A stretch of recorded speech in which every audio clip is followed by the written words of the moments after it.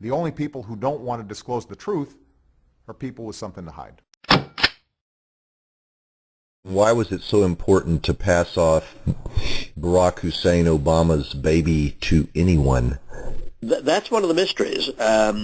It's not entirely clear what the motive was, but we know that Hussein Obama Sr. was quite an important German asset. In fact, they eventually got the Kenyans to assassinate him because he started talking.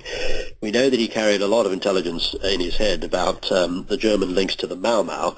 So that car wreck where he died, supposedly... Oh, yeah, he was assassinated, yeah. The car wreck was an organized car wreck, and that was set up by the Kenyans out of Nairobi. Now, it's very unclear exactly, the exact motivation is unclear. All we do know is that Barack Hussein Obama cannot be the son of Ann Dunham because she wasn't pregnant in July 1961 and the birth was in August. And as I explained in the video, which someone apparently in CIA went viral after someone in CIA apparently leaked it to a website. I wasn't involved in that particular leak at all. I didn't know it had gone viral until somebody said, oh, by the way, there are 2 million hits a day on your video. And I had to say, well, what video? It was a video, the presentation that I'd given to the Marlborough Research Group in 2008 in England. And it had only been seen by a few hundred people on YouTube, and then all of a sudden it's being seen by 2 million people a day. Very quickly, how do we know that Stanley Ann Dunham was not pregnant in July? Because the CIA have obtained a photograph of her. When I raised this with the CIA and the DIA, I did suggest that somebody go looking for class photographs. They said, well, why would anyone retain a photograph? I said, students at American universities in 1960-61 would be taking photographs of each other.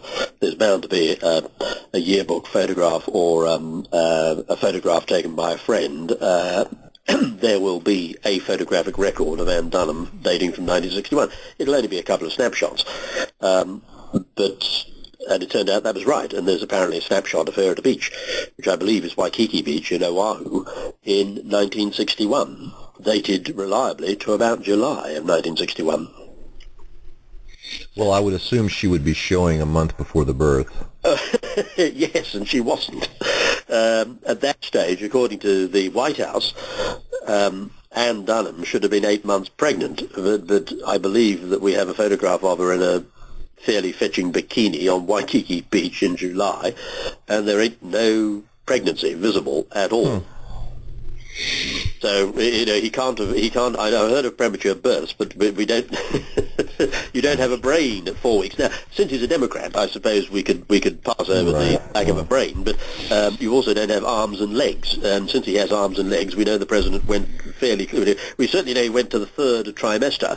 As far as I know, it was a delivery at full term. He was not a premature baby. Ann Dunham wasn't pregnant. Now, the other reason we know Ann Dunham wasn't pregnant, in the United States, which the CIA actually told me this, I pretty much understood it anyway, but the CIA did say, well, yes, in the United States, women would normally have an attending physician at birth. It's not like England, where we use midwives. In 1960 in England, there would not normally be a doctor present at birth. In the United States, certainly for middle-class women, there would be an attending physician, usually. Yeah. Perhaps not in the Midwest, miles from the nearest doctor, but certainly in Honolulu, we'd expect there to be a doctor. And we'd also expect there to be medical records. It would be unusual for an American middle-class teenager to go through an illegitimate birth, even an illegitimate birth, without at some point mentioning it to her doctor and without there being some form of medical record. Well, do we know that there is not some form, because there is a name of the doctor on the long-form birth certificate posted at the name of the doctor, who has intelligence connections of his own. The doctor was a family friend. There's the name of a doctor, which eventually emerged after years of pressing for it, but what there isn't is the supporting medical records. And I know that CIA went and looked at those records, and my understanding is, of course I don't have the records, but my understanding is that there is no reference at all to a pregnancy on Ann Dunham's medical records. Another missing gap. President Obama has put forward 2 different hospitals at various times. The it's not as though he's being consistent. Indeed, at one point he himself acknowledged that he was born in Kenya. I think that was included, was it not, in the biography of a book? I think actually, it was a literary agent who represented him to publishers in hopes of landing a book deal, and they according to him, he was misrepresented that way for 16 years. Well, I'm not buying. Firstly, if I've just written a book myself, the first thing the publishers do, the last thing the publisher does while publishing is send you the galley proofs, and the galley proofs include the cover. So the idea that he never saw the galley proofs of the book before it was published is a little bit, that's a bit of a stretch, frankly. And he certainly would have read the book. The publisher would automatically send him a copy of the book. And if there's a gross error, if you're an American citizen and you've written a book and you're claiming to be an American citizen and your publisher has you down born as an alien in Kenya, you would get hold of the publisher and say, right, check that for the next imprint. I mean, well, again, I don't know that this was ever put as part of a book. What I'm stating is that the literary agent who represented him in D.C. Had a book in which they contained the biographies of many, many authors. And Barack Hussein Obama Jr. was one of those authors, and it clearly states that he was Kenyan-born.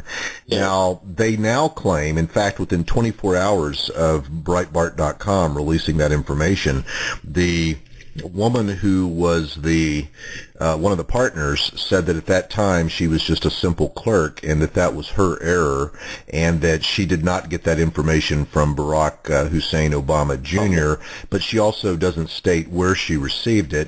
Well, and we're supposed to believe when other authors represented by that same literary agency said they had to sign off on a proof before their information was put in that book, that she just made up some stuff on Obama and never bothered to show it to him. It's a complete load of crap, if you'll pardon my language. The woman is lying.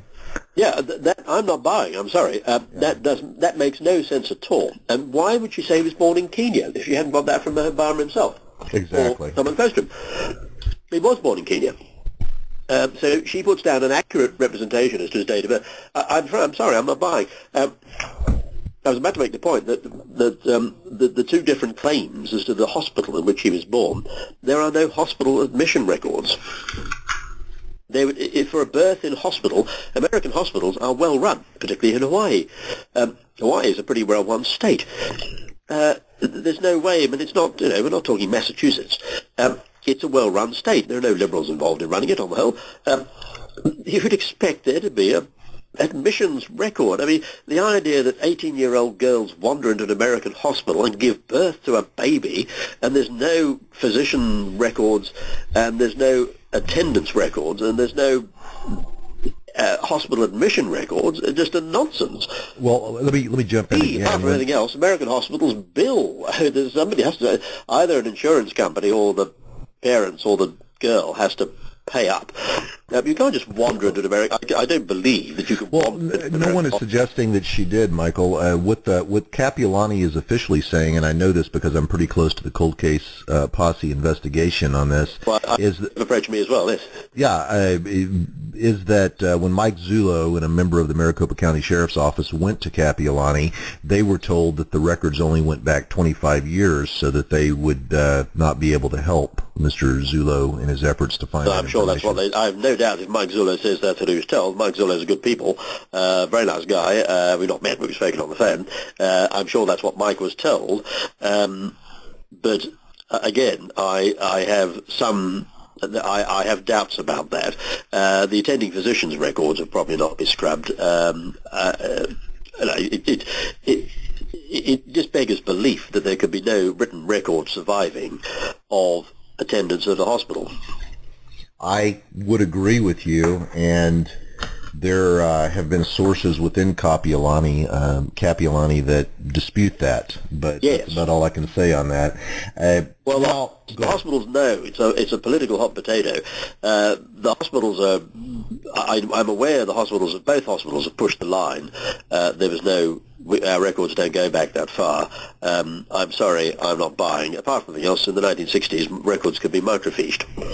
Now, You've got some very interesting information, but I have to ask, is this information that was passed on to you simply by word of mouth through other intelligence people, or have you seen anything tangible that would suggest to you that what you've been told by other members of the intelligence community is correct? The only people who don't want to disclose the truth are people with something to hide.